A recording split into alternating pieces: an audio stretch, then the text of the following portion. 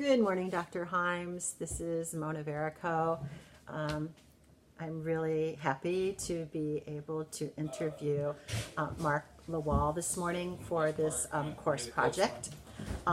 Mark has worked in the addiction treatment field in Northern Virginia since 1989.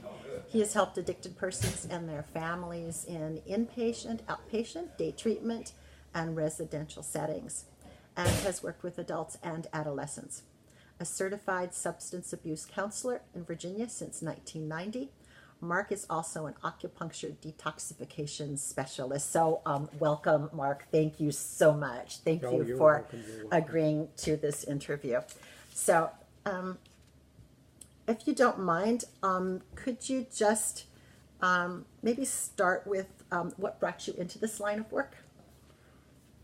Well,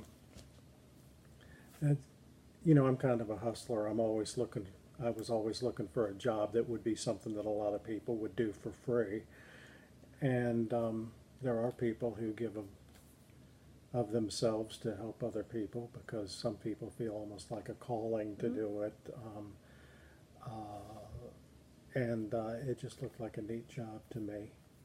I thought that I'd do that instead of what I was doing.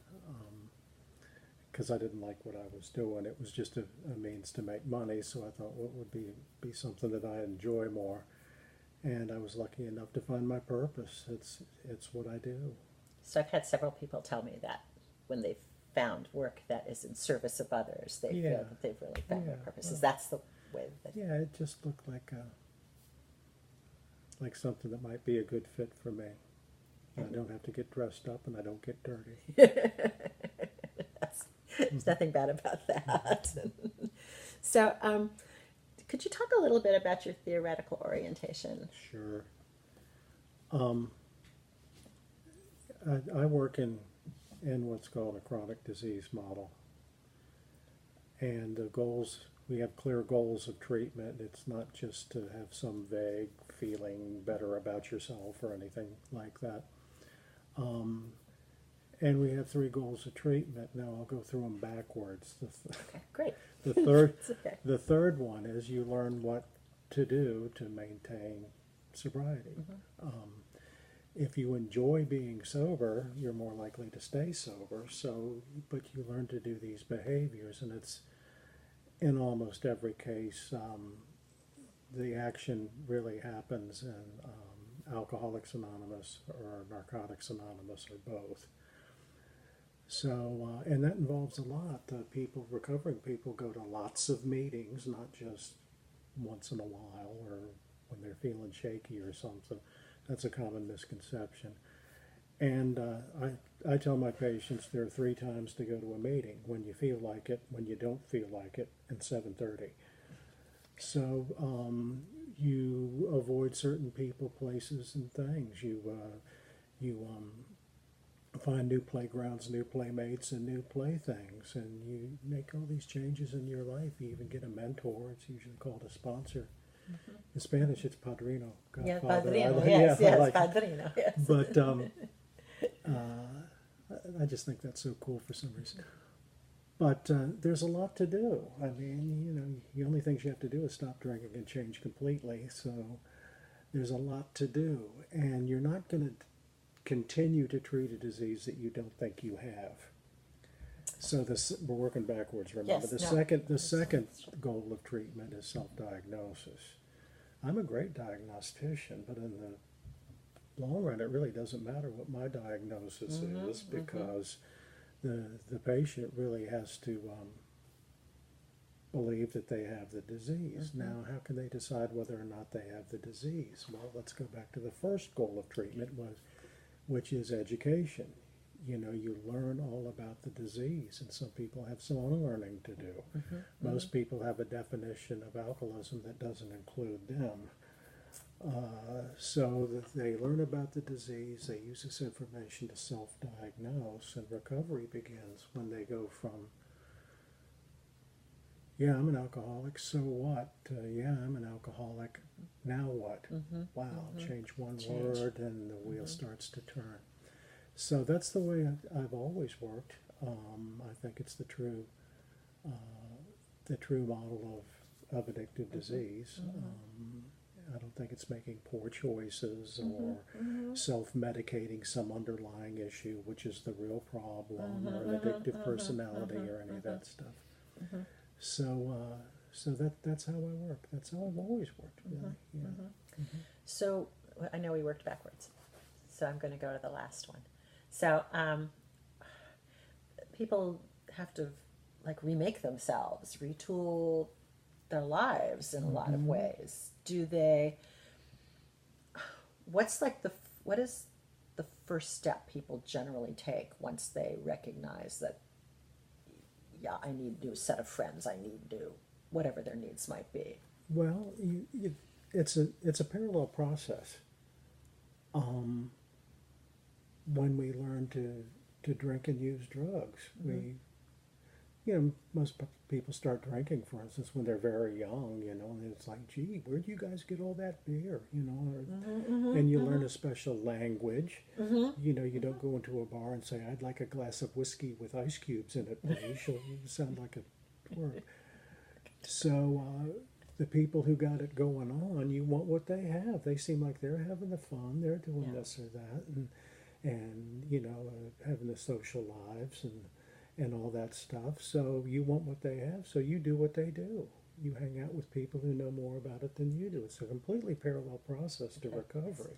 How do families react? Because generally family members know how to act a certain way, and they like to maintain, sometimes they like to maintain that. They want that person to stay the same, because they know what to do when that person remains the same. People stay in abusive relationships too.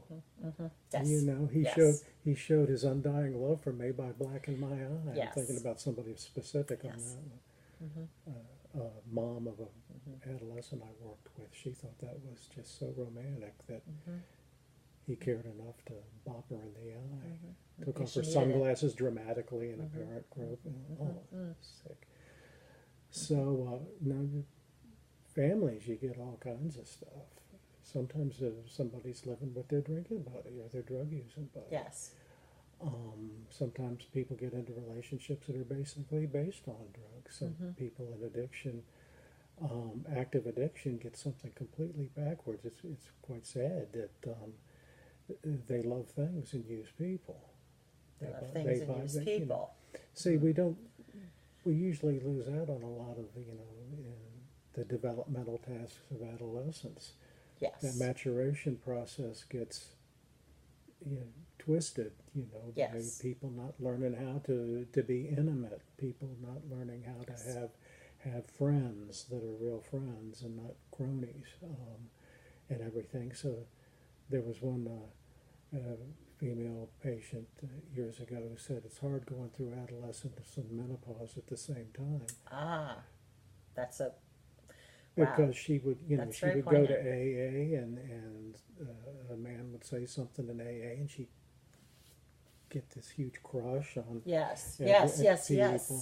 yes. And, because you don't know how to do that. Or if you're a friend, you'll support me in any decision I want to make, which might make sense to a ninth grader. Right. But adults Right. don't act like that. Don't behave like that, not with good results. So this reminds me of when people come out of the closet, and they could be any age, and they're adolescents, because they're like, oh, I've discovered what I really want, and then they are they had a life that was based on 1,000 half truths. Yes.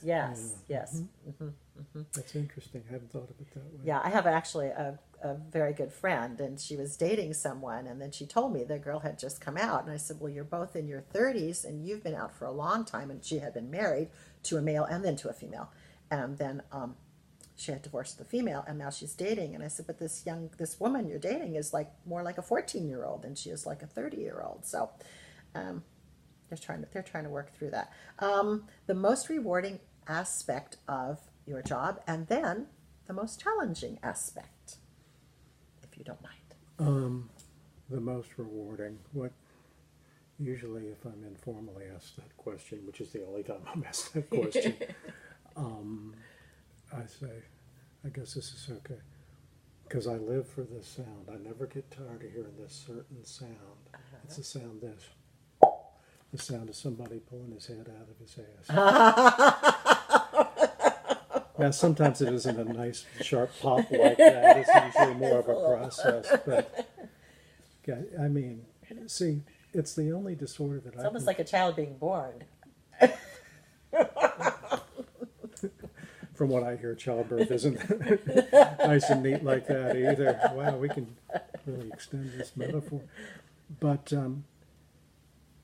you know, it's the only disorder I can think of where, and there might be others, I just don't think of them, where the patient can end up being weller than they would have had been if they hadn't had the disease in the first place. Ah, wow, I And never thought about that. Is true. You know, some people who started out with, I've never thought about spirituality. I didn't go to church, and I know it isn't necessarily a religion, but blah, blah, blah.